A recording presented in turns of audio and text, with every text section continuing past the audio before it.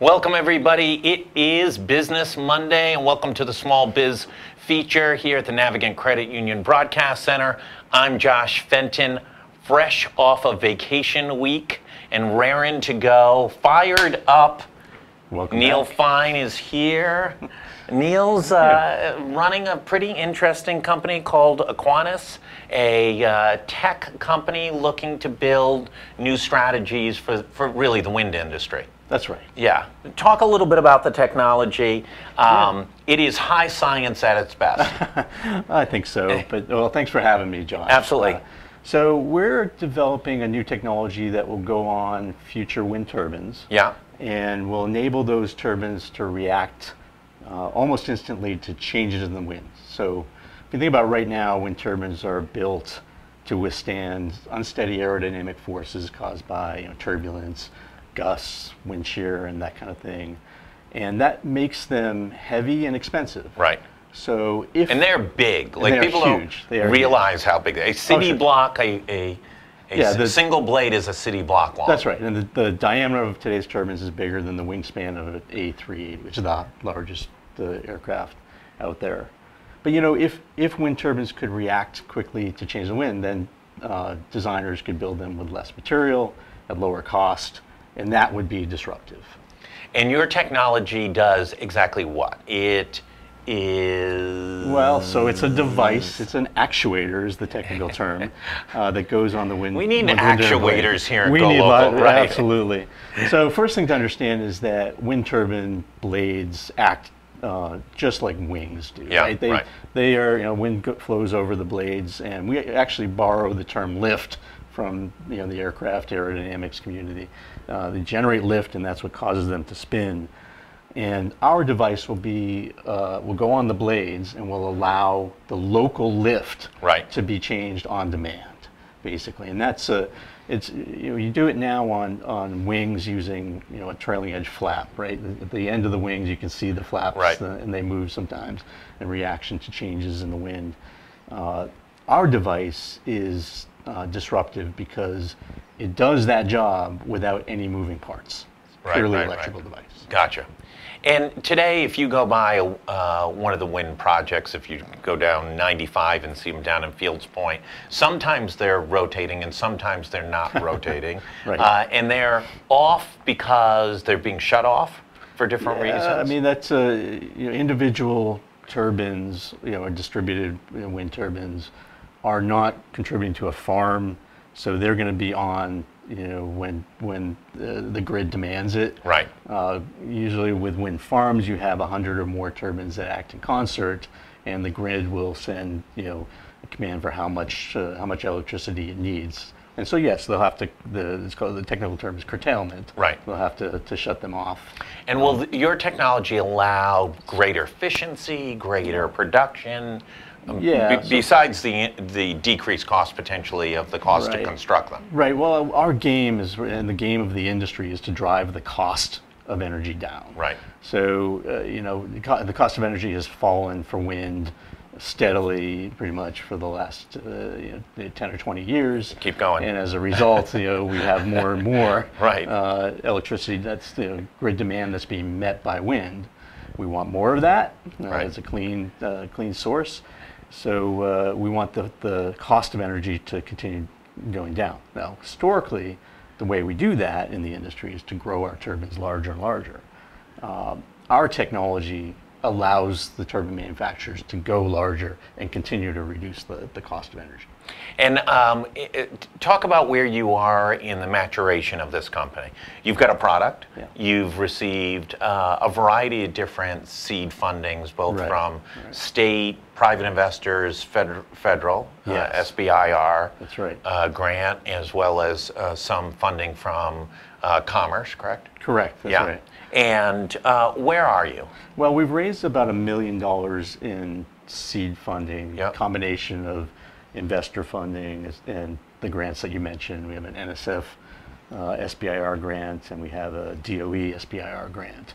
And these will, this amount of money will carry us to a prototype that we can then test in a wind tunnel. Right.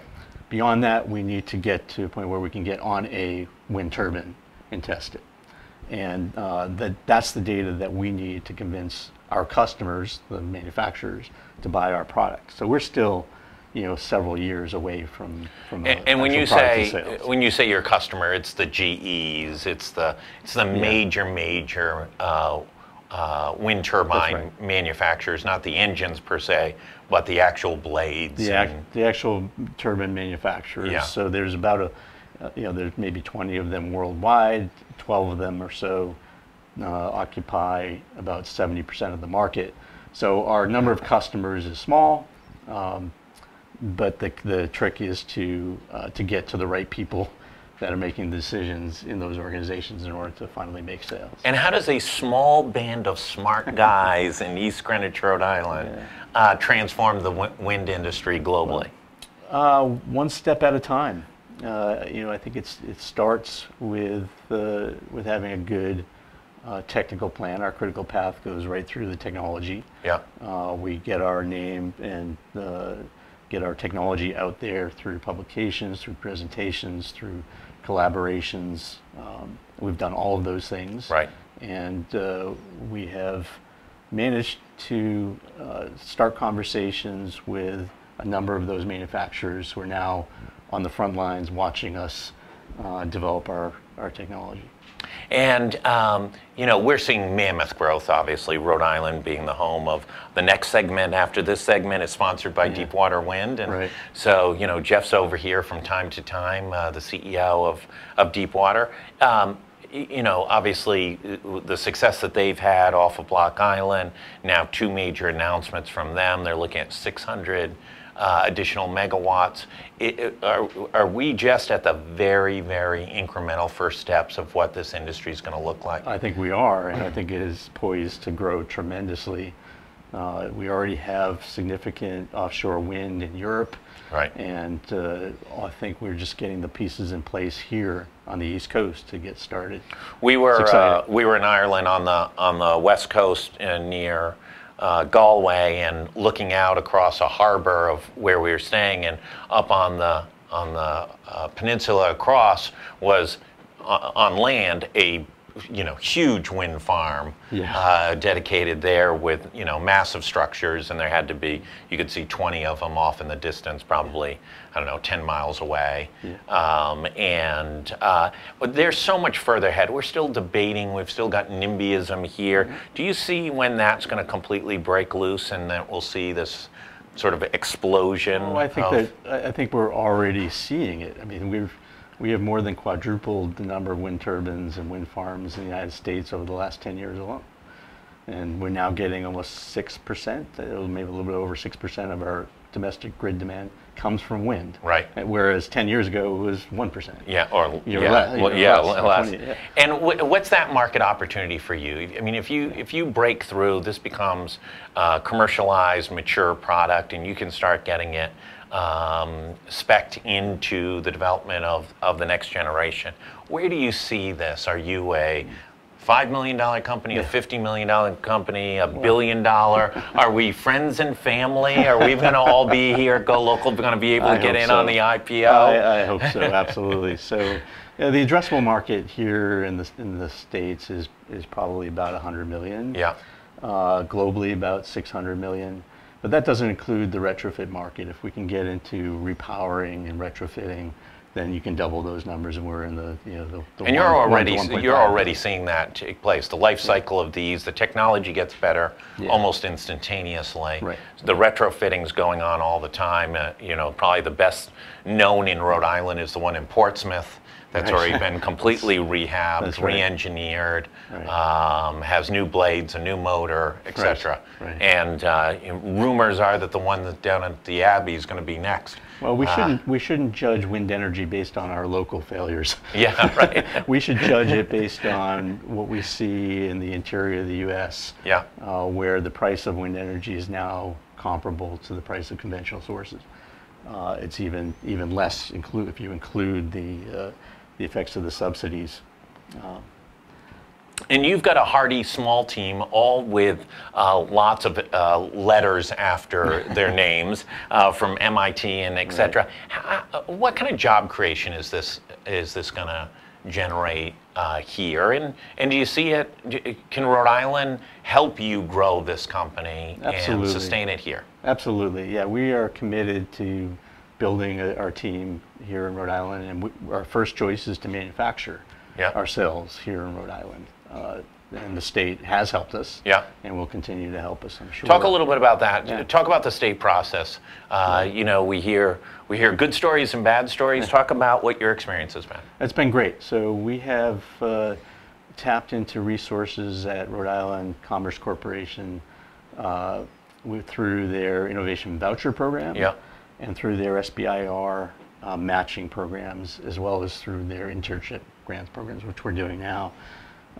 The reason, what I've told people in the past, is that the SBIR match is huge, because these other SBIR programs like NSF Right. don't allow National Science Foundation don't allow you to use those funds to buy equipment. Right. So it's really anything over $5,000 can't be bought with those funds. So through the SBIR matching program, we got $45,000 that we could use to buy the equipment that we needed. It was critical. Great. And the process? Process has been fine. The people at RICC are extremely professional, extremely responsive. They've come to visit us several times. Their outreach has been good. And yeah, we work really closely with them, really well. Great. And do you see Brown and URI as kind of their engineering programs as potentially feeders to you? Well, they have been. So yeah. we have a Brown student right now. Great. As an intern. I've had personally the Brown We've got a students Brown do intern too. Do you? Aren't they great? Yeah, maybe we can get some competition going. I've also got one from Rhode Island College who's Excellent. fantastic as well. Great. But we used a Brown professor to do some work for us through the Innovation Voucher Program. Oh, great. So the state gave her a $50,000 grant to help us with our problems, and that was tremendously successful. Great. What else should people know? What's next? What's the next milestone for you guys? The next milestone for us is to bring in significant grant funding, either through the NSF SBIR Phase 2 program, Sure. which we're in the process of applying for, or through what's known as an ARPA-E grant. So ARPA-E is the Department of Energy's DARPA, Right. Which most people are familiar with, the Right. Defense Advanced Research Projects Agency, and the ARPA-E is the energy version of that. And they provide funding for higher risk, high payoff technology developments in larger amounts. So we've recently applied for a $3.5 million grant. Nice. through ARPA-E. It's a very competitive, extremely competitive program, where they had 3,000 applicants to their pre-proposal process. We were one of the 10% that got through that part of Great. it, and we're invited to submit a full proposal application. We should find out about that towards the end of this year. That's great. Congratulations. Thank you. It's great to have you. We love hearing about, first of all, we love entrepreneurs. Yeah. This is an entrepreneurial company. Yeah, we love people who are absolutely. disrupting. The pace of change is just, right now, is so It is. insanely And it's so creative. important. Yeah, it's so absolutely. What you thought was the norm, what you thought was the future, is just being usurped all the time. Sure. And got to be planning ahead. And love having companies that come in and are creating something, organically, de facto from scratch. I like That's that as well. transformative. Yeah. So we really appreciate, Neil, you coming on in. Appreciate you. We're going to be back in just a minute. We're going to take a 1-second break, and we'll be right back. Congratulations to Neil Fine and his team on their success and building another, hopefully, great company here in Rhode Island. We'll be right back.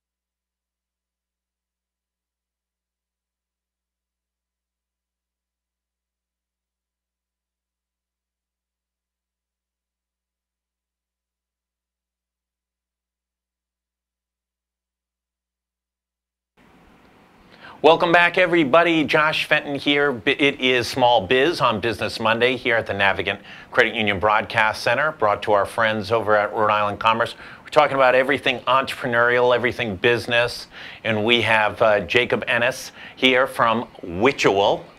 Witchual, did I get it right? Daily Witchual. Yeah. Daily Witchual, and there's multiple ways to have a Daily Witchual, right? Yeah. There is the mobile version of the Daily Witchual. There is. And there is the permanent global headquarters of Witchual. That's it. Yeah. We should probably give away what the Witchual is. It's a restaurant. Yeah, it's a sandwich shop. So I mean, it's a sandwich shop and food truck. Food truck coming very soon.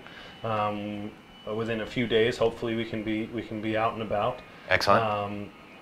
Yeah, we focus on local cuisine. Both mine and my wife's experience is really high-end fine dining. We decided to take that love for using local ingredients and the care for food and put it into street food and sandwiches, like something comfort. So we make all of everything in-house, basically. All the breads, all the spreads. We roast turkey, I roast the beef, I cook corned beef.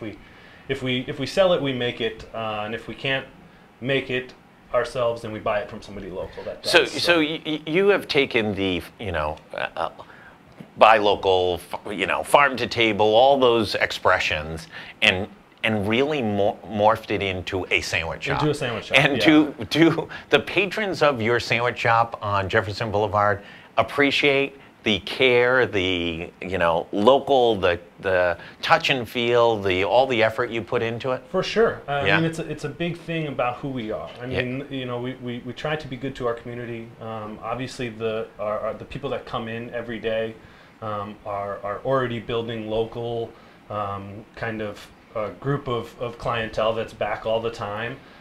Really do appreciate that level of care for the food.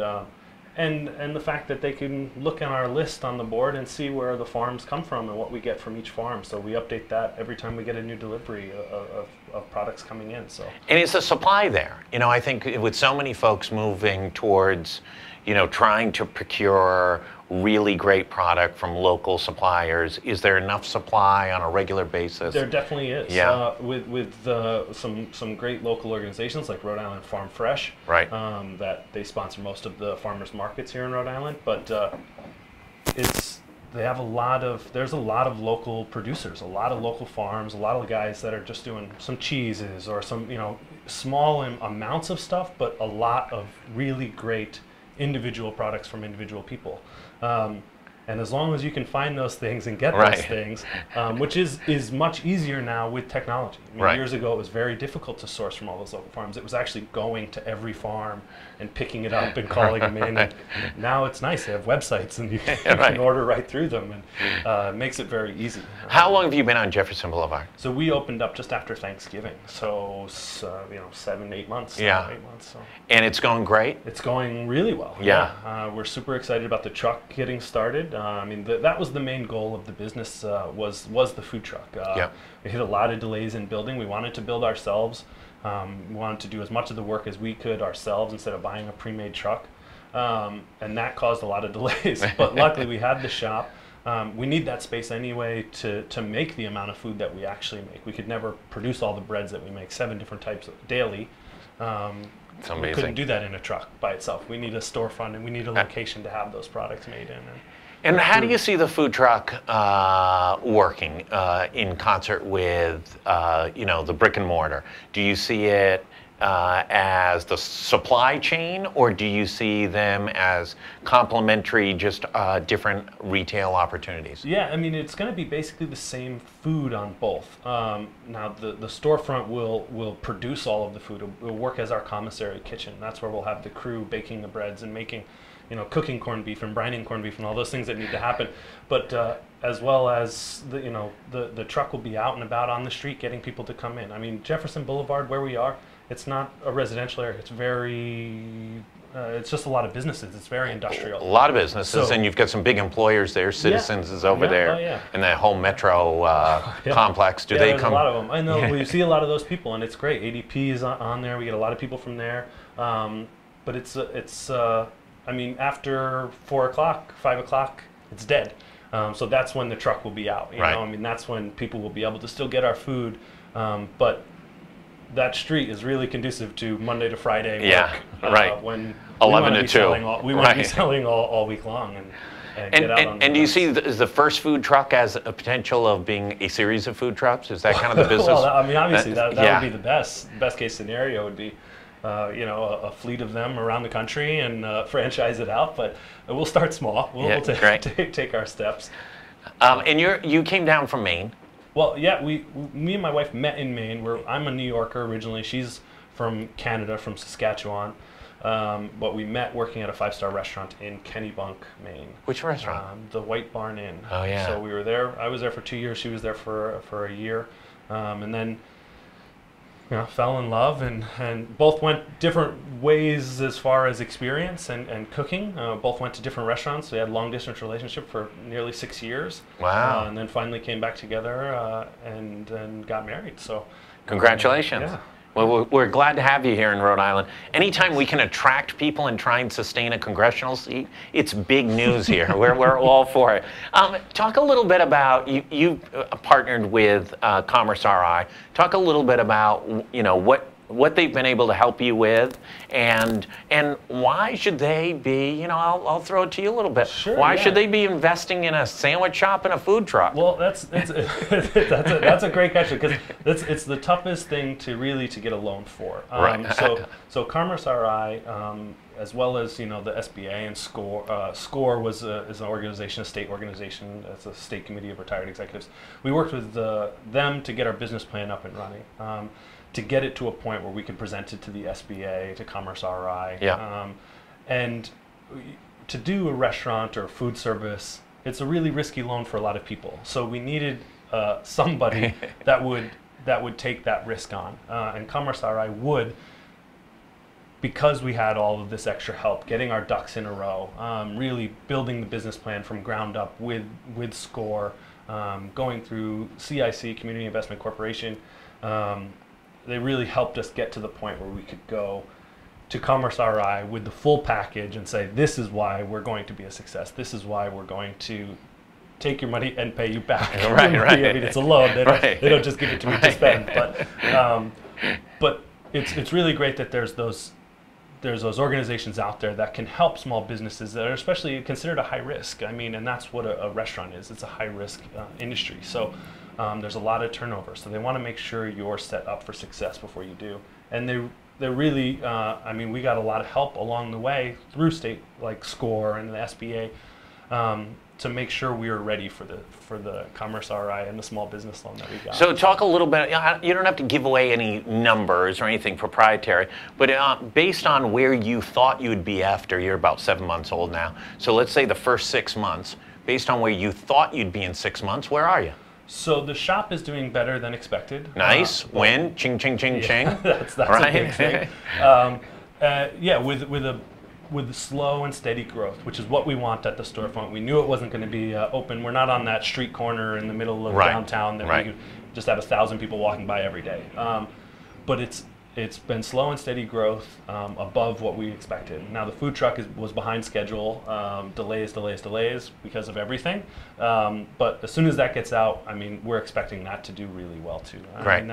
We're budgeted to do quite well, hopefully, as long as we can get in while the season is still here. But obviously that's behind because of what we wanted it to be. But so let's talk about this food truck. Where are we going to find this food truck? First of all, over. I'm fairly upset that you handcraft corned beef, and there is no corned beef here this afternoon. Yeah, I'm sorry. I did eat right before I came, though. Oh, at least that makes me feel better.